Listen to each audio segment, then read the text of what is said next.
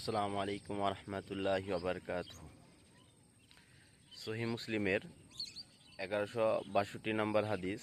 অত্র হাদিসে বলা হয়েছে, কোনো ব্যক্তি যদি আরাফার দিন সিয়াম পালন করে, তাকে এক আগে এবং 1 বছর পরের গুনাহ সম্পূর্ণ মাফ করে দেওয়া হয়। সুবহানাল্লাহ, আলহামদুলিল্লাহ। তো এত বড় সুবর্ণ সুযোগ আমাদের সকলকেই কাজে লাগানোর চেষ্টা করবো ইনশাল্লাহ। কারণ এত বড় সুবর্ণ সুযোগ বছরে একবারই আসে। তো আমরা সবাই চেষ্টা করবো ইনশাল্লাহ এই সুবর্ণ সুযোগটাকে কাজে লাগানোর এবং সকলেই সিয়াম রাখার, পালন করার। তো আমরা সবাই আজকে রাত্রে ইনশাল্লাহ বাংলাদেশের সবাই সেহরি খেয়ে খাবো, কারণ কালকে হচ্ছে আরাফার দিন। তো আল্লাহ সুবহানাহু ওয়া তাআলা আমাদের সকলকেই এই ইবাদত করার তৌফিক দান করেন। ওমা তৌফিকে ইল্লা বিল্লাহ।